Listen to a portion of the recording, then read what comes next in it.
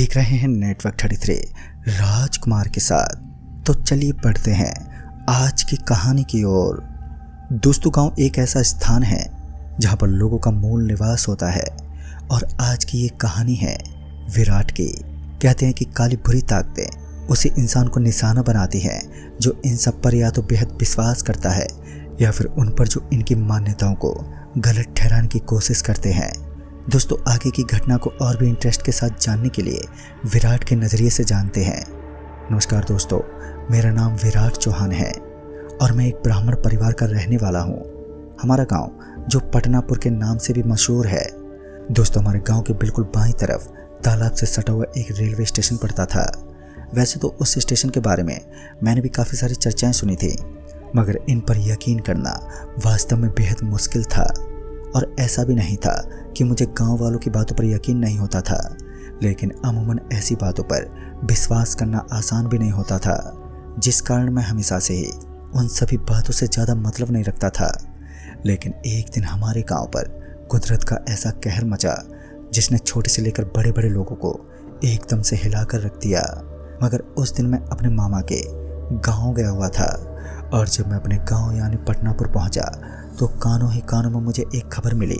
और वो खबर ये थी कि आज रात में ही गांव के अंदर एक बड़े बड़े दांतों वाले डायन को देखा है। ये सुनने के बाद तो मेरी तो हंसी छूट गई। मेरे कुछ साथियों का मानना था कि गांव के पास उस रेलवे ट्रैक पर किसी खूंखार डायन को देखा गया है। मेरे कुछ दोस्तों का मानना था कि उस चुड़ैल को गांव के पास मौजूद उस पुराने कुएं के पास देखा गया है। और गांव के कुछ अनुभवी लोगों का मानना था कि उस भयानक सी दिखने वाली डायन को गांव वाले रेलवे स्टेशन के समीप देखा गया है। और ये बात इसलिए भी आग की तरफ फैल रही थी क्योंकि पिछले हफ्ते ही हमारे गांव में कुछ बकरियों की लाशें मिली थी।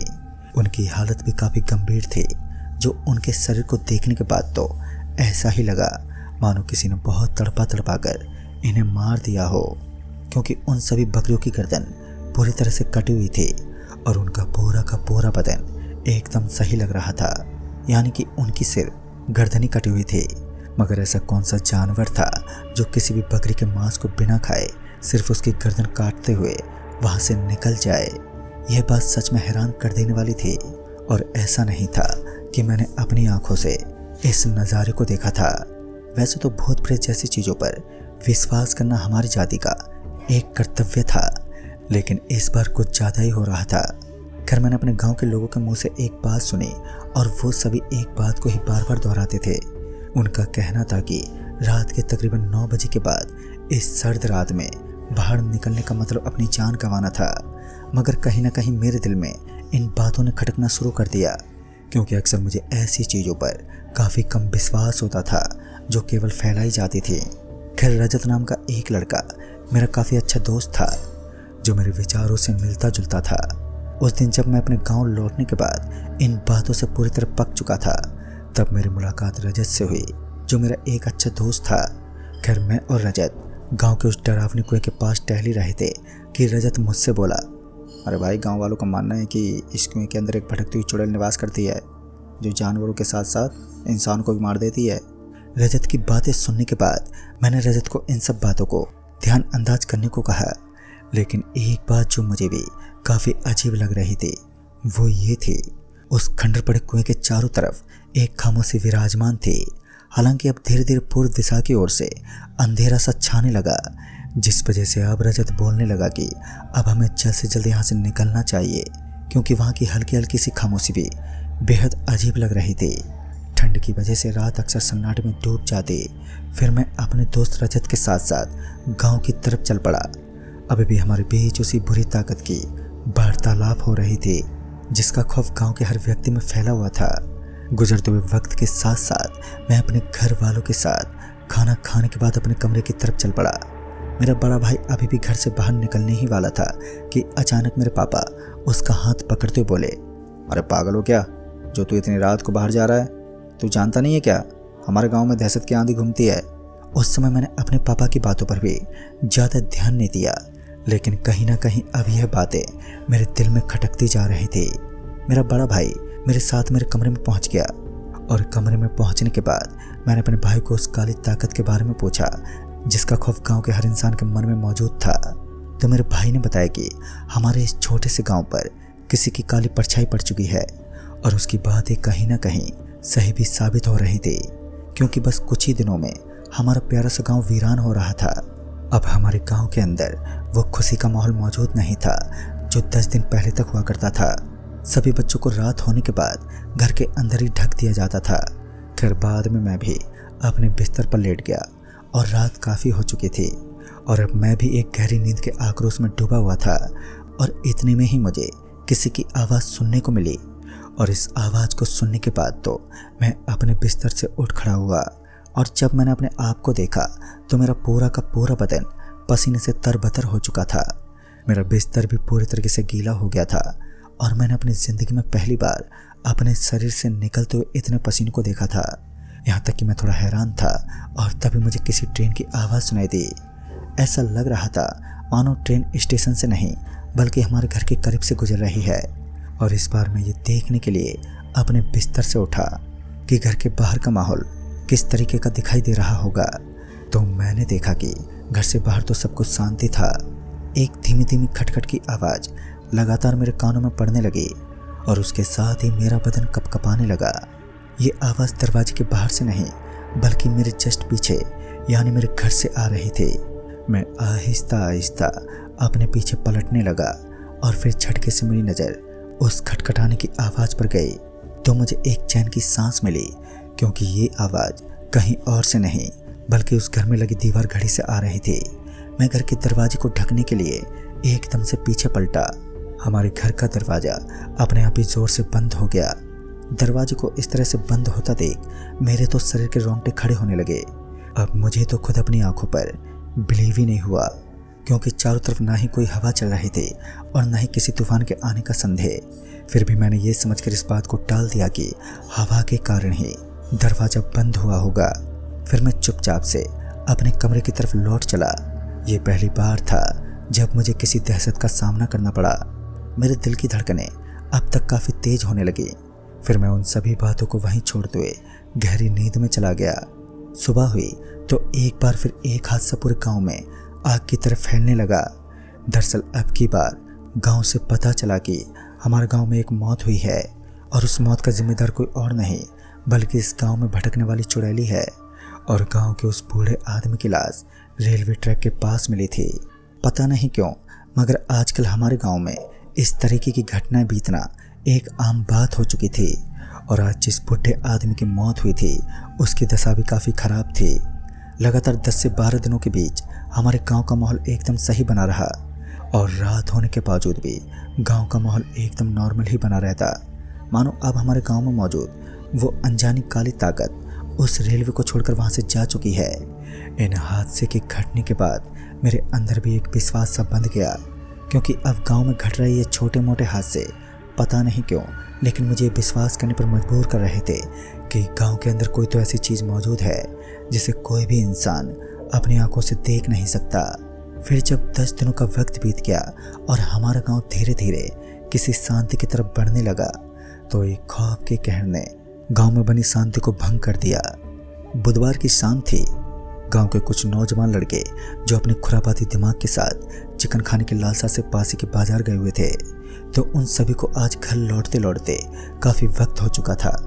हर्षित अपने दोस्तों के पास पहुंचा और बोला, अरे वो चलो भैया, अब पहले से अब काफ़ी देर हो चुकी है और अब पापा भी फ़ोन कर रहे हैं। हर्षित की बात सुनकर वो सभी दोस्त अपनी अपनी जगह से उठते हुए घर की तरफ चलने के लिए एक साथ कार के अंदर दाखिल हुए। आज बर्फीली हवाएं भी उस अच्छे खासे मूड को ख़राब कर रही थी। कार में बैठने के बाद हर्षित ड्राइविंग सीट पर बैठ गया और बाकी बचे 3 दोस्त हाथ में बियर की बोतल लेकर पीछे वाली सीट पर बैठ गए। इधर कार उस कड़कड़ाती हुई ठंड के माहौल को चीरते हुए लगातार आगे की तरफ बढ़ रही थी।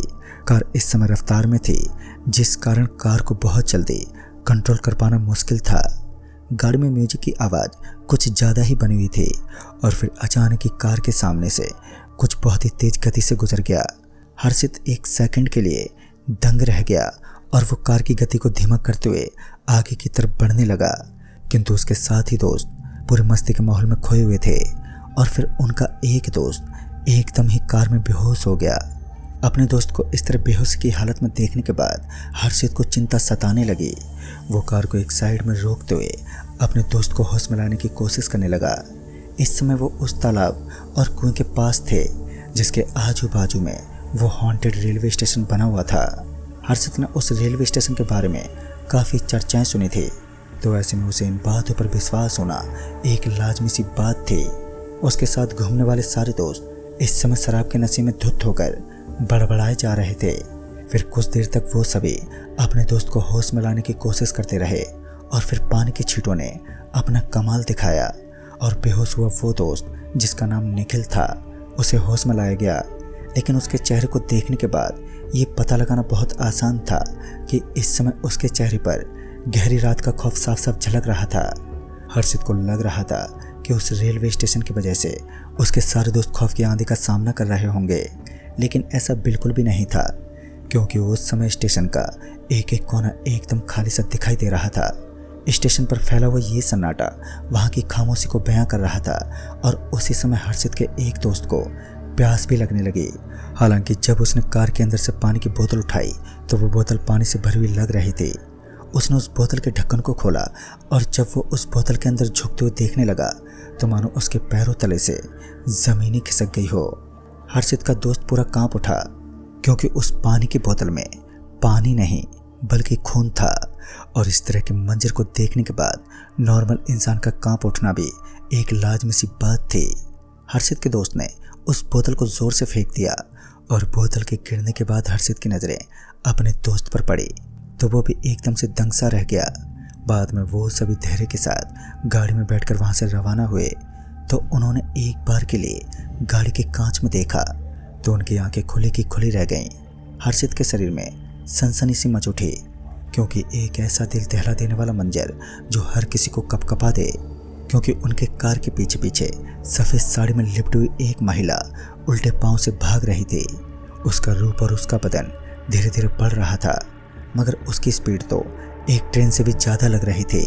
हर्षित तब तक कार को भगाता रहा जब तक वो घर नहीं पहुंच गया। और गांव पहुंचने के बाद जब सभी गाड़ी से नीचे उतरे तो उनका एक दोस्त अब उनके साथ नहीं था। सभी दोस्तों के चेहरे एकदम से सफ़ेद पड़ चुके थे। अब उनकी तो हवाइयाँ तक उड़ गईं। अपने एक दोस्त को गायब देखकर वो सभी चौंक उठे और वो इस बात से भी सहमत थे कि होना हुई यह करतूत उस खोखा डायन की ही होगी।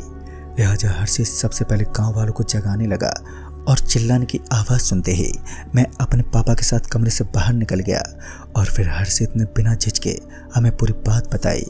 हम लोग भी उस समय घबरा चुके थे। फिर गांव वालों के साथ साथ मैं भी हर्षित भैया के साथ गाड़ी में बैठ गया और उनके दोस्त को ढूंढते हुए हम गांव के अलग अलग कोने में बिखर गए। काफ़ी देर ढूंढने के बाद हमारी गाड़ी में मौजूद एक लड़का ज़ोर ज़ोर से चिल्लाते हुए बोला, अरे अरे वो तो देखो, उन पटरियों के बीचों बीच क्या पड़ा हुआ है। और इतना सुनते ही हम सभी उन पटरियों की तरफ देखने लगे तो हमें उन पटरियों के बीचों बीच एक औरत बैठी हुई नजर आई जिसके बाल खुले हुए थे। उस समय हमारी गाड़ी के अंदर हम 3 जने थे, लेकिन किसी की भी हिम्मत नहीं थी कि गाड़ी से नीचे उतर सके। और फिर जब गाड़ी की हेडलाइट उन पटरियों के ऊपर गई तो फिर मैंने अपनी छोटी सी जिंदगी का बड़ा और खौफनाक सा मंजर देखा। वो काली डायन उन पटरियों के बीचों बीच लेटे एक आदमी के शरीर को फाड़कर उसके खून को चूस रही थी। ये नज़ारा इतना डरावना था कि मैं इसे शब्दों में बयान नहीं कर सकता। मेरे साथ साथ गाड़ी में बैठे सभी लोग बुरी तरह घबरा चुके थे। हम इस बात को अच्छी तरह से समझ चुके थे कि हर्षित के दोस्त को उस काली डायन ने अपना शिकार बना लिया है। फिर हमने ये बात गांव के काफ़ी लोगों को भी बताई और इस बात को सुनने के बाद सभी के चेहरे उतर गए। उस रात गांव के हर इंसान में खौफ भरा रहा और जैसे ही सुबह हुई तो उसका कटा हुआ शरीर पटरों के बीचों बीच पड़ा था। फिर हर्षित के दोस्त को अंतिम विदाई दी गई। गांव में होने वाले इन हादसों ने आसपास के इलाके को पूरी तरह से श्रापित बना दिया। गांव वालों ने भरपूर कोशिश की, मगर उस गांव को उस काली डायन से मुक्त करवाने में हर बार वो असफल रहे और फिर धीरे धीरे उस गांव को खाली करना ही ठीक समझा। गांव के काफ़ी सारे लोग उस गांव को छोड़कर वहां से जा चुके थे और वो गांव धीरे धीरे काफ़ी हद तक खाली हो गया है। तो दोस्तों, इस कहानी में बस इतना ही। तब तक के लिए बाय एंड टेक केयर।